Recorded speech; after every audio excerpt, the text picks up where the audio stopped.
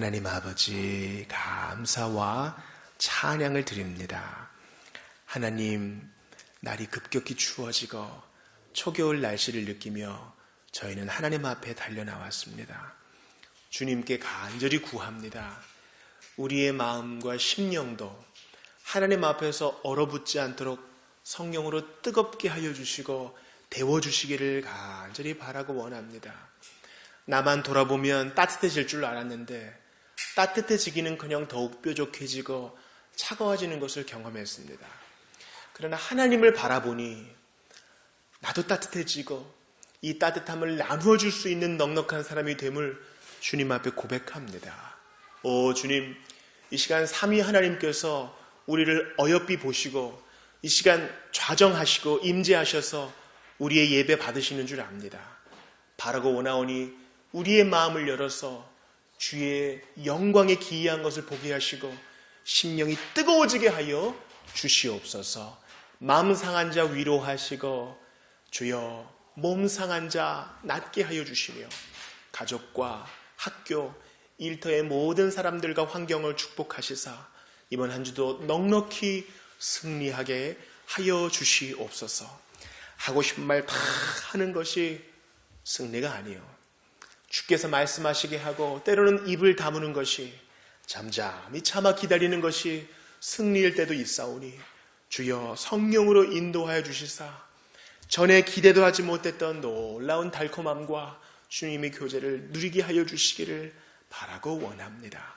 누가복음 52주간 우리가 절별로 장별로 구별하여 봤으나 여전히 무지합니다. 주여 성령으로 깨닫게 하여 주시옵소서. 주의 가운데 저에게 이렇게 예배할 공간을 주시고 따스한 공동체를 주시니 감사합니다. 우리끼리만 행복한 것이 아니라 이 행복을 가지고 이웃들과 나눌 수 있는 넉넉함도 주시옵소서. 감사와 찬양을 주님께 올려드리며 예수님 이름으로 기도합니다. 아멘. 지난 시간에는 누가복음 24장의 중반을 보면서 엠마오로 가는 두 제자와 말씀하신 예수님에 대해 살펴보았습니다.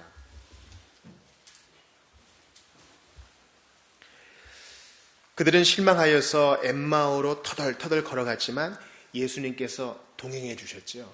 그들은 예수님이 누군지도 몰랐어요. 그런데 그들과 대화를 이렇게 주고받으면서 그들은 이 선생이던 자가 참 큰 능력을 가지고 있구나라는 것을 알게 되었죠. 그래서 하룻밤 저희와 같이 묵어주시지요. 이러면서 더 가르침을 받기 원했습니다. 그리고 이제 밥을 먹을 때 축복 기도를 해주니까 눈이 열려지게 되어져서 그들이 뭐 노력한 것이 아니라 하나님이 그때 눈을 열어주셔서 예수님이신 것을 알게 되었어요.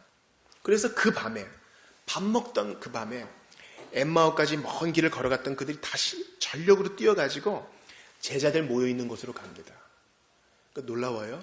하나님께서 우리의 눈을 열어주고 마음을 열어주고 깨달음을 주면요, 뭐 시키지 않아도 주님을 섬기게 되어 있어요.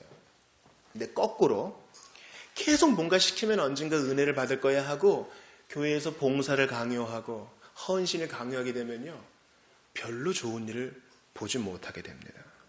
그러므로 우리는 인내를 가지고 주께서 한 사람 한 사람의 마음을 열어주실 때까지 끝까지 우리 하던 일을 계속해야 돼요. 그러면서 우리가 32절 말씀을 암송했지요. 우리 누가복음 20장 32절 말씀 한번 암송해 보겠습니다. 그들이 서로 말하되, 시작. 그들이 서로 말하되 길에서 우리에게 말씀하시고 우리에게 성경을 풀어주실 때에 우리 속에서 마음이 뜨겁지 아니하더냐 하고. 누가복음 24장 32절. 주님께서 구약성경이 다 나에 대해 기록된 거야 말씀하시면서 모세의 글, 선지자들의 글, 시편의 글, 이제 유대인들은 이렇게 세 개로 나눴어요. 모세가 쓴 거, 역사서를 포함한 선지자들의 글, 시편을 포함한 나머지 성문서. 이게 다 주인공이 예수님이다. 이걸 알려주니까 가슴이 뜨거워지고 그 밤에 뛰어가게 되는 거예요. 우리에게 이런 일들이 있어야 될 줄 압니다. 주님이 이렇게 밥 먹기 전에 축복 기도하신 것은 성찬이 아니라 그랬죠. 일상적인 식사라고 했어요. 그러니까 우리가 평범하게 보이는 그 모든 일을 할 때에 주님이 무슨 일을 할지 몰라요. 주님이 무슨 일을 할지 모른다고. 그러니 우리는 변화의 주체가 하나님이심을 믿고 우리 하던 일을 계속 해나가야 돼요. 참 놀라운 일은요, 오늘 정말 무슨 일이 일어날 것만 같은 큰 감정의 부흥이 있을 때는 실상 뭐 남는 게 없을 때가 많아요. 근데 오늘 참 허탕이구나, 사람들도 기도를 많이 안 하고 뭔가 뜨겁게 느껴지는 것이 없구나 해도 나중에 피드백을 들어보면 그때가 인생의 전환기였습니다 고백하게 되는 경우가 있어요. 제가 주중에 목사님들과 용인에서 독서 모임을 했는데 아더 핑크라는 사람의 책을, 구원신학이라는 책을 좀 나누었어요. 제가 그분 평전을 좀 갖다 놨으니 보시면 좋겠어요. 이분이 원래는 영매였습니다. 영매라고 하면 좀 고상하게 영매고 무당이에요. 대한민국 지금 무당 때문에 힘들지 않아요? 신지학회라고 아무튼 접신하는 거에 관심이 있었던 사람이 이 아더 핑크였어요. 그런데 맨날 그 모임에 갔다 와서 뭐 신을 만나고 접신을 하고 이런 일에 힘쓰고 있다가 22살 때까지 그릿거리를 하는데 그 모임에 갔다 와서 2층으로 올라가는 아더 핑크에게 아버지가 잠언의 말씀을 툭 던져준 거예요. 필경은 사망의 길이다. 그냥 아버지는 늘상 하는 대로 가정예배하고 아이에게 그냥 요즘 말로 따지면 그냥 성경 구절 톡으로 하나 보내준 거예요. 2층으로 올라가는 아더 핑크가 그 이야기를 툭 듣고 그날은 왠지 달랐어요. 그리고 그 밤에 자기 침대에서 회심합니다. 그 밤에 변화가 돼요. 아버지는 그것을 기대도 못했을 거예요. 늘 하던 대로 그냥 툭 던졌을 뿐입니다. 그러니 우리는 변화의 주체가 하나님께 있는 줄 믿고 우리 하던 일을 꾸준히 해야 돼요. 한국교회 130년간의 성장에 있어서 1970년대에는 400%의 교회 성장이 있었습니다. 그때는 이제 모두 잘 살아보겠다는 노력이 있었죠. 근데 그러한 성과주의가 교회 안에까지 이렇게 들어오게 되면서 예전에 센서스를 하게 되면 한국 교회 인원만 다 따져도 한국 남한의 인구를 넘어선다 그런 얘기가 있었어요. 자꾸 성과주의에 부풀려져 가지고 교인 수를 늘리니까요. 우리는 이러한 성과주의를 배격해야 합니다. 이제 오후에 세미나 때도 말씀을 드리겠지만 우리는 눈에 보이지 않는 하나님이 정말 중요한 일을 지금도 하고 계시다. 보이지 않을 뿐이지 정말 중요한 일을 하고 계시다는 사실을 믿으면서 예수께서 떡을 떼시며 축복 기도하시고 길을 가면서 자연스럽게 대화 가운데 성경에 대해 얘기하신 그 본을 따라가야 합니다. 예수님께서 그 제자들에게 저는 예수입니다. 이렇게 전도지를 주신 게 아니에요. 그들과 친구가 되고 동행자가 되어줬어요. 그들의 인생에 이렇게 끼어드신 거예요. 길 가다가 그들이 예수님을 보고 선생님 같이 가시죠 한 게 아닙니다. 마찬가지로 우리가 우리의 일터에서 보는 친구들에게 한번 커피 한 잔 거내고 요즘 어떠시냐 한번 물어보면서 자연스럽게 대화의 물꼬가 트이며 그들과 친구가 될 때 우리가 이제 친구가 되면서 관계 전도할 때 그냥 친구만 돼서는 안 돼요. 하나님께서 기회 주실 때 예수님 얘기를 해야 된다고요. 늘상 그렇게 하는 일. 어떤 사람은 거절하고 어떤 사람은 비웃고 어떤 사람은 그런 얘기 하지 말라 그러고 어떤 사람은 관심 있는 척 하지만 나중에는 관심 없기도 하지만 우리가 하던 일을 계속하면 언젠가 변화가 일어난다는 거예요. 오늘은 누가복음 강의 마지막 시간입니다. 누가복음 24장 36절부터 끝절까지를 보는데요. 너희에게 평강이 있을지어다라는 제목으로 오늘 마지막 시간을 좀 보기 원해요. 그 밤에 엠마오로 가던 두 제자가 불이 나게 뛰어가지고 그러니까 뭐 낮 한나절을 걸었던 거리를 밤에 뛰어오니까 온몸 땀이었겠죠. 헉 하면서 숨어있는 그들에게 찾아갑니다. 11제자가 숨어 있었겠죠. 왜냐하면 자기가 왕이라고 주장하는 선생이 제자니까요. 위험분자잖아요. 가이사가 왕이지만 우리 선생님이 더 왕이다 이렇게 얘기하면서 또 죽임도 당했고 시체도 없어졌으니까 저것들이 빼돌렸을 거야. 언제 잡힐지 모르는 두려워하는 제 아들에게 쿵쿵쿵쿵 울립니다. 문 열어달라고. 그래서 우리 속에서 지금 그런 일들이 일어났습니다. 저희가 그분을 만났어요. 지금 오늘 본문에서 예수님께서 이제 5번째 그들에게 나타나십니다.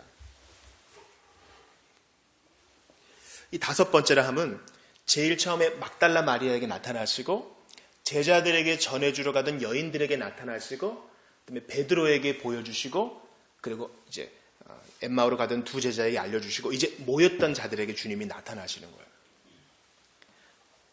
부활하신 날 주님 아주 바쁘시게 여러 일을 하십니다. 그들이 이렇게 얘기해도 잘 믿지를 못해요. 그때 주님이 36절 보세요. 그들 가운데 서서 이르시되, 우리가 다른 복음서를 통해 보면은 문이 잠겨 있던 걸 알 수 있어요. 당연하죠. 언제 잡힐지 모르니까. 문을 꼭 잠그고 자물쇠를 꼭 채우고 있는데 주님이 그 가운데 탁 나타나셨어요. 부활체는 이러한 물리적 장벽에 매이지 않는다는 것을 알 수 있어요. 그래서 주님이 그들을 다 보시면서 뭐라 그러셔요? 샬롬 그러세요. 너희에게 평강이 있을지어다. 저 같으면 그렇게 못할 것 같아요. 베드로 딱 걸렸어. 너 나 보고 있는데 내 욕하더라. 도마 딱 걸렸어. 너 의심하더라. 너희들 다 딱 걸렸어. 니네들 다 도망가더라. 진짜 서러웠다 그때. 주님 그러지 않으셔요. 불안해하는 그들에게 당장 필요한 것이 평화, 평강임을 아셨기 때문에 나 왔으니 이제 됐어 하시며 모든 걸 덮으십니다. 그리고 샬롬, 평안이 있기를 바랍니다. 그저 우리나라 인사처럼 밥 좀 먹었니? 이런 게 아닙니다. 그 밤에 불안에 떨면서 잠 못 드는 그들에게 여전히 엠마오로 가던 2 제자의 이야기를 듣고 여인들의 이야기를 듣고 베드로의 증언을 들어도 의심하고 있는 그들에게 오셔서 이런 못난 놈들 회개해라 이것들아 그러지 않으시고 샬롬 하시는 거예요. 저는 이 본문에서 온유하신 그리스도를 발견합니다. 그들은 3년 동안 예수님과 함께 있었고 주님의 능력도 보았고 주님과 함께 잠도 잤고 주님과 함께 고생도 했고 십자가 달리는 것도 보았고 이제 부활체이신 그분도 보았습니다. 그런데 37절 보세요. 우리 어린이들만 읽어볼까요? 37절 시작. 그들이 놀라고 무서워하여 그 보는 것을 영으로 생각하는지라. 예수님이 탁 오셔서 익숙했던 목소리로 말씀해 주시는데도 유령으로 생각하는 거예요. 영으로. 과거에 예수님이 물 위를 걸어오셨을 때 유령으로 생각했던 것과 다르게 그저 실체가 아닌 영으로. 여전히 믿지 못하죠. 그래서 예수님이 그들의 의심에 대해서 말씀하셔요. 38절은 어른들이 읽어볼게요. 시작. 예수께서 이르시되 어찌하여 두려워하며 어찌하여 마음에 의심이 일어나느냐. 이것은 가벼운 책망이에요. 이 나쁜 놈 이런 것이 아닙니다. 왜 의심하니? 왜 두려워하니? 네가 알던 나다. 주님이 말씀하셔요. 그러면서 온유하신 예수님께서 39절 어떻게 하세요? 먼저 손과 발을 보라 하셔요. 봐라. 십자가에 못 박힌 상처가 있지? 너희들이 본 이 사람, 부활한 나다. 주님이 말씀하셔요. 다른 복음서에 보면은 도마가 의심하니까 이게 옆구리에 상처도 만져보게 해줍니다. 여러분, 상처는 자랑할 만한 것이 아니에요. 흉지잖아요. 그런데도 예수님은 그들의 믿음 없음을 그냥 무시하거나 그저 욕만 하지 않으시고 온유하게 시간을 두고 그들을 계속 설득하셔요. 증거가 있잖아. 네가 보고 있잖아. 또 만져보게도 하십니다. 또 나를 만져보라. 영은 살과 뼈가 없으되 너희 보는 바와 같이 나는 있느니라. 이것입니다. 우리도 이렇게 될 것이에요. 물론 사람이 죽으면요 다 이렇게 분해돼가지고 식물에 흡수되기도 하고 땅의 일부가 되기도 할 것입니다. 그러나 예수님께서 천군 천사와 더불어 재림하실 때 우리는 새로운 몸을 입고 주님 앞에 서게 될 것입니다.